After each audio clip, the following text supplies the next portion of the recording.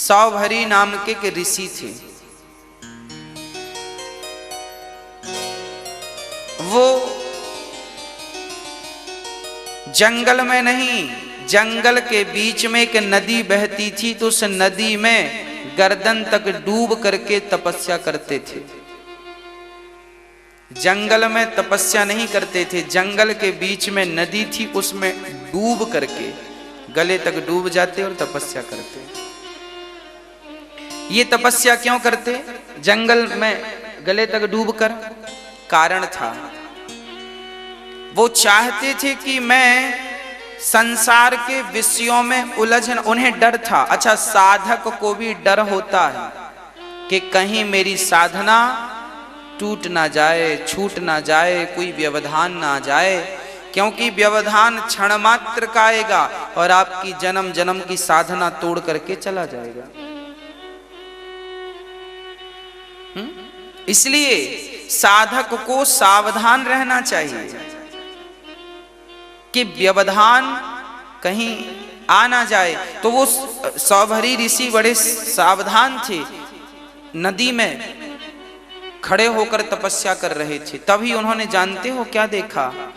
एक मछली अपने मत्स्य के साथ रमण कर रही थी, भोग भोग रही थी। मछली और मत्स्य दोनों सांसारिक सुख का आनंद ले रहे थे। उनको देख करके, अब वो उनके सामने ही घूम रहे थे, बाबा जी पानी में खड़े थे, उनकी आंख खुली तो उनकी नजर मछली पर पड़ी। वो मत्स्य के संग रमण कर रही थी, खेल रही थी।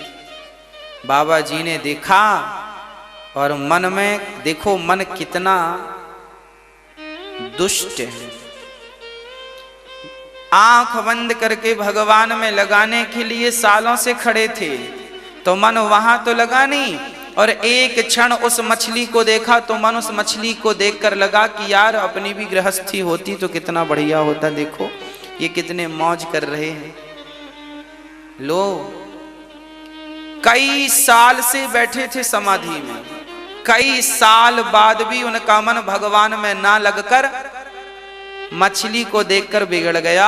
और बाबा जी ने 50 शादियां की, 50 विवाह किए। निकल के आए पानी से, बोले मैं भी पहले ये संसार में क्या सुख है देख लूं।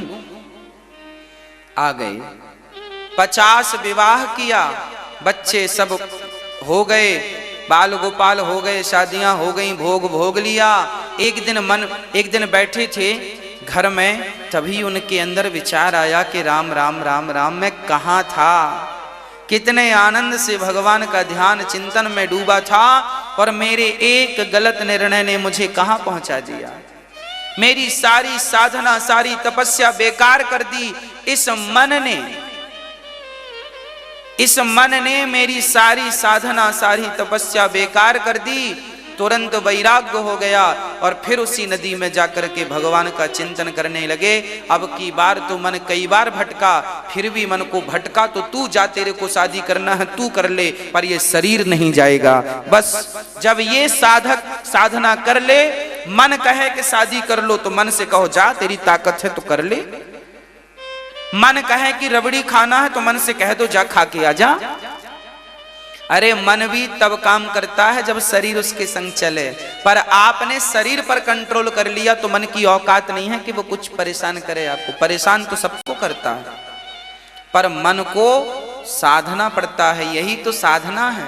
बड़े बड़े साधु संत क्या कर रहे हैं जंगल में? साधना ही तो कर रहे हैं, मन को ही तो साध रहे हैं। और ये साधना यदि हम में आ गई, हमने अपने मन को साध लिया, तो फिर बस